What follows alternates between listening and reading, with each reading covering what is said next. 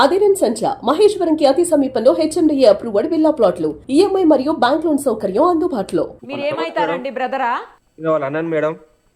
ఎంత దారుణం అండి. 10 నిమిషాల్లో మీ దగ్గర నుంచి తీసుకెళ్ళిన 10 నిమిషాల్లో అమ్మాయిని చంపేశారు. మేడం మేము అక్కడనే పొద్దున్న కార్ ఇచ్చి నాకు హెల్త్ బాగాలేకుండే నేను మా అమ్మ వాళ్ళు వస్తాను కాల్ చేస్తే నేను కార్ ఇచ్చి పంపించిన మా అల్లుని తోటి వాడికి ఎవరో ఇన్ఫర్మేషన్ ఇచ్చారు మేడం, ఇట్లా మీ భార్య ఒక నవ్వుతుంది కార్ లేకని పోతే వాడు వెనకాల వచ్చి కార్ని బాలాజీ హాస్పిటల్ ముందు మా కార్ని ఆపి నేను నా పిల్లల్ని తీసుకోపోతా నేను చూపించుకుంటా అని చెప్పి ఆడ ఆదిత్య హాస్పిటల్కి వస్తే ఆడ వాళ్ళతో గొడవ పడితే వాళ్ళు ఉన్న డాక్టర్లు కూడా మీరు గొడవ పడితే కాదు కుట్టిన దెబ్బలున్నాయి, మీరు గవర్నమెంట్ హాస్పిటల్కి వెళ్ళి ఇది ఏమో తీసుకురామని చెప్పి ఈసీజీ తీసుకురామని చెప్పారు.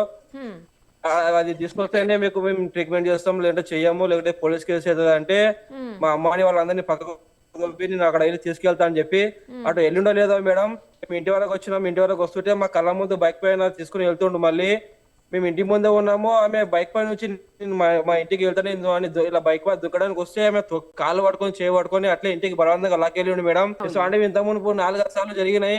మేము సరే ఇంటికి తీసుకెళ్తాడు కదా, మంచిగా చూసుకుంటాడు కదా, ఇక ఇంత ఎప్పుడు జరిగిందే కదా అని మేము కూడా ఏం అనుకోలేదు మేడం. కానీ ఇట్లా ఇంటికి తీసుకెళ్లి ఇంటికి అంత ఘోరంగా కొట్టి చంపుతాడని మేము అనుకోలేదు. మరి ఆమె అలా ఇంటి దగ్గరికి వెళ్ళిన తర్వాత వాళ్ళ ఇంటి ముందు నుంచి మా ఇంటికి రావడానికి ఒక సందు ఉంటది, ఆ సందు వస్తుంటే ఇంకా కళ్ళను బట్టి గుంజ కొట్టే వీడియో కూడా మీరు చూసుంటారు. వానికి చెప్పలేని అలవాట్లు కూడా ఉన్నాయి మేడం. ఆ గంజాయి కొడతాడంట అని ఏదేదో వాని మీద మొత్తం చాలా ఉన్నాయి చెప్పడానికి రాదు. కానీ ఒక్కటి చెప్తున్నా మేడం, ఒక ఇంట్లో ప్రాణం పోయిందంటే ఇప్పుడు నా ఇంట్లోనే కాదు వేరే ఏ ఇంట్లో కానీ ఏ అక్క చెల్లెలు కానీ ఏ బావ తమ్ముడు కానీ ఎవరైనా ఉండకోకో ఇప్పుడు మా ఇంట్లో ప్రాణం పోయినట్టు ఒక అడవిలో ప్రాణం కూడా తిన్నాను అనుకో మేడం, ఖచ్చితంగా వాని ప్రాణం పోవాలని మేము కోరుకుంటున్నాము. మీడియా మాకు సపోర్ట్ చాలా చేస్తుంది, మాకు ఇలాగా చేయాలని మేము కోరుకుంటున్నాము.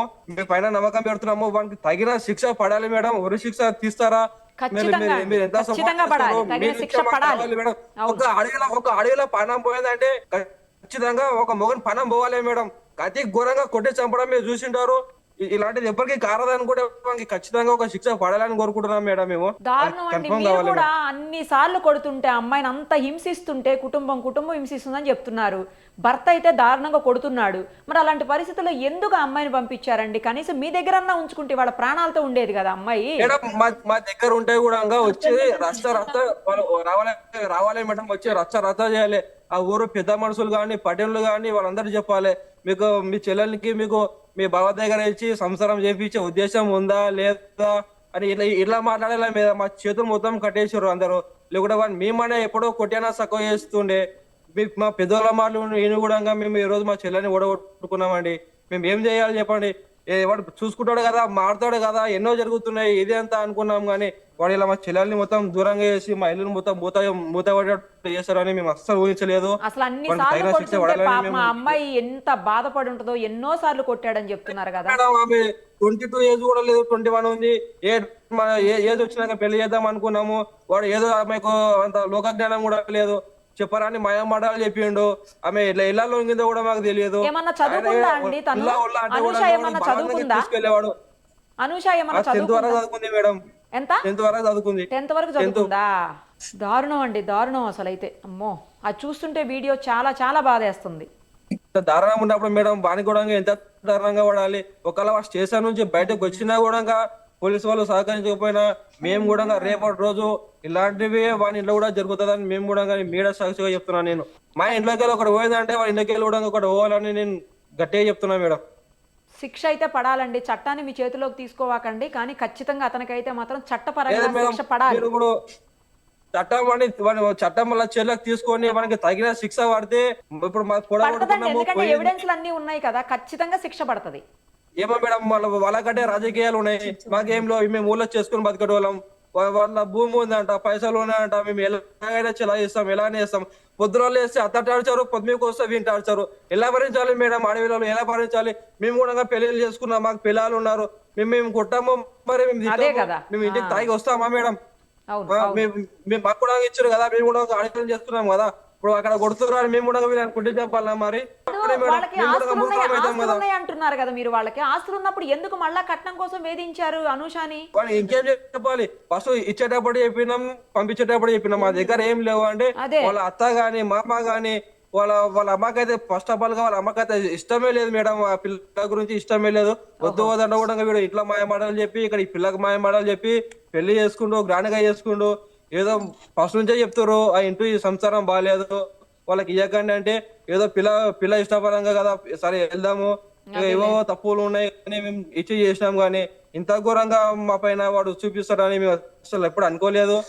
వానికి మీరు ఎలాంటి శిక్ష విధిస్తారో ఇక మీకే తెలవాలి. పడతదండి, పొద్దున ఖచ్చితంగా లేసి శిక్ష అక్కడ పడతది. వచ్చారు మేడం, ఏదో కొద్దిగా ఇంత బుక్కడు అన్న ఒక బియ్యము ఒక గిలాస బియ్యము ఎక్కువ వండినామని పొద్దున లేసి అత్త కొట్టడము అదే వీడు కొట్టడము అయినా సరే 3 days ఉండు ఇది ఏదో ఉంది ఇది అయిన తర్వాత మాకు చూపించి పంపిస్తాము అంటే కూడా వినకుండా మా దగ్గర లాక్కొని వెళ్ళి ఇంటికి తీసుకెళ్లి ఆ బాధ్యత చంపడమే మీరు చూశారు.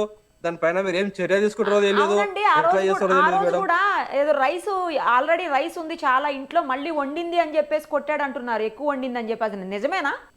మేడం ఇప్పుడు ఆదివారం రోజు వండారు మేడం, వాళ్ళ ఇంట్లో వాళ్ళ అన్న గాని తమ్ముడు గాని ఎవడన్నా గాని మొత్తం హోటల్లో తినటోలే మేడం, ఎవరు తినలేరు.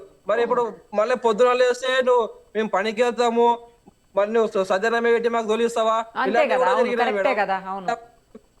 పనికి వెళ్తారంట కదా, గరం అన్నం చేసి నువ్వు ఇంట్లోనే ఉంటావు కదా వాళ్ళకు వండి పెట్టు అంటే ఆమె కూడా అదే పెద్దలు చెప్పిన సమక్షంలోనే ఆమె అదే ఉంది. సరే పొద్దున ఎందుకు వీళ్ళు మళ్ళీ పనికి వెళ్తారు కదా, ఇప్పుడు పొద్దున వండిన ప్రాబ్లం ఉంది నైట్ వండిన ప్రాబ్లం ఉంది అంటే ఎట్లా చేయలేదు అదే మేడం? కదా, అమ్మాయి ఇంకేం చేస్తుంది ఎలా ఆ అమ్మాయి కూడా. చెప్పండి, మీరని చెప్పండి.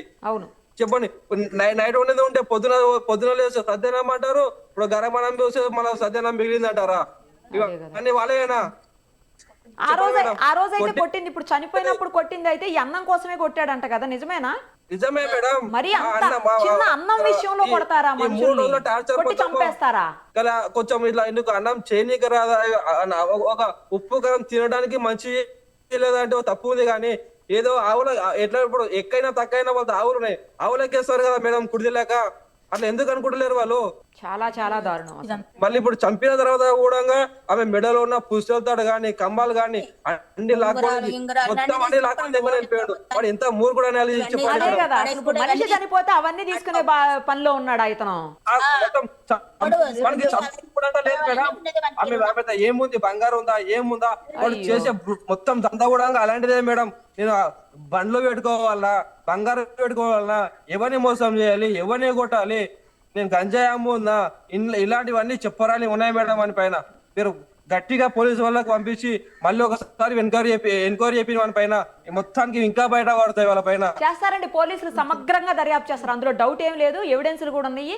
100% శిక్ష పడుతుందండి. ఆ ఆత్మకు శాంతి చేకూరాలని మాత్రమే మనం ఇప్పుడు కోరుకోగలిగింది, ఇంకంతకంటే చేయగలిగింది కూడా ఏం లేదు. మేడం నేను మీ మీడియా సాక్షి చెప్తున్నా, ఒక పానం పోయిందంటే వాడిని కూడా ఇంకొకరికి ధైర్యం రావాలి, ఒక అడవిలకు ధైర్యం రావాలి, మాలాంటి అన్నదమ్ములకు ధైర్యం రావాలి అంటే వానికి ఖచ్చితంగా వానికి బయటికి రాకుండా ఉరి శిక్ష పడేటట్టు మేమే కాదు మేడం మా ఊరు మా దోస్తుల కాడికి వెళ్ళి ప్రతి ఒక్కరి నుంచి మేము కోరుకుంటున్నాము వానికి తగిన శిక్ష అంటే ఉరి శిక్ష చేయాలని మేము ఖచ్చితంగా తగిన శిక్ష పడుతుంది, ఖచ్చితంగా పడుతుంది. మీరు కొంచెం ధైర్యంగా ఉండండి అంతే. మేడం నా ఇంటిలో జరిగింది నాకే కాదు ఇబ్బంది అని నేను అనుకోవడం లేదు, వేరే వాళ్ళకైనా ధైర్యం రావాలి, మేము చేసే పోరాటానికి వేరే వాళ్ళకైనా ధైర్యం రావాలి, వాళ్ళైనా బాగుపడాలి. మేము ఎలా లాస్ అయినాము ఏమైనాము మా కర్మనో మేడం, మనిషి ఎలాగో తిరిగి రాదు. అవును, ఇక ఉన్నోళ్ళైనా మంచిగా బతకాలంటే మేడం వానికి తగిన శిక్ష పడాలని కోరుకుంటున్నాం మేడం. మేము ఖచ్చితంగా అండి, ఖచ్చితంగా అండి, ధైర్యంగా ఉండండి. అక్కలోళ్ళు కూడా అంటున్నారంట మేడము సంపతిరా సంపతి ఇల్లు ఆడిస్తుంటే నేను చంపి చేరుకోత అన్నాడంట అమ్మ కూడా. పాపం చేసిన అమ్మ బువ్వల మనవ ఎంత చంప అమ్మ బువ్వ అంటే మళ్ళా మళ్ళీ తల్లి నేను నైట్కి ఎందుకు వచ్చి నేను ఎవరు తీసుకొచ్చి నా ఇంటికి పక్కన ఇదేమంటున్నట్టు బువ్వల కట్టింది కదా తీసుకెళ్ళకుండా వచ్చిందన్న కొడలు ఎట్లా పెళ్లి చేసుకున్న పక్క ఇంటికి వచ్చి చూడడం వాడు మమ్మల్ని కొట్టి వాడు పుస్తలి అని కూర్చుండే మళ్ళీ మళ్ళీ ఇంటికి వచ్చి మా ఇంటికి వచ్చి పుస్తలు ఎత్తిస్తారా వాడు బతికే ఉన్నాడు కదా, వాడు బతికే ఉన్నాడు కమ్మా, వాడు బతికే ఉండి పుస్తలు ఎలా అడుగుతున్నాడు? అంతేనాడు నేను చూడు మేడం చూడు పుస్తలు అడుగుతుండే పక్కకు వచ్చి చూడమంటుండే తాగి వచ్చి చూడమంటుండే. ఆ పెద్ద మనిషి జగ్గప్ప అని చెప్పినట్టు నేను ఆ జగ్గప్ప కూడా వచ్చింది, జగ్గప్ప పెళ్ళం జగ్గప్ప ఇంటికి వస్తే వాళ్ళ కూడా ఇద్దరు మాట్లాడి ఎట్లా మాట్లాడుతున్నారు బాణ పడుతున్నది పుస్తలు అట్లా.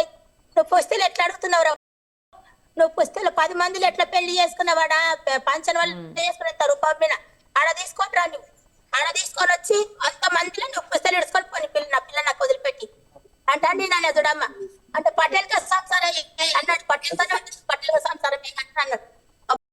పటేల్ కూడా చెప్తే గట్ల చేసిన వాడు. మేడం ఇంకోటి మేడం, తర్వాత మాట్లాడిన ఆ సాయిపూర్ లో ఉన్నటువంటి పెద్దలు దీపా నరసింహ అనే ఆయన గాని వాళ్ళ తరపున గాని ఎవరు వచ్చి మేము ఎన్నిసార్లు వెళ్ళినా మాకు నచ్చ చెప్పి తోలించడమే జరిగింది. కానీ ఈ రోజు అమ్మాయి చనిపోయింది, మా ఊరు అమ్మాయి కదా అని ఒక్కరు కూడా చూడడానికి రాలేదు మేడం.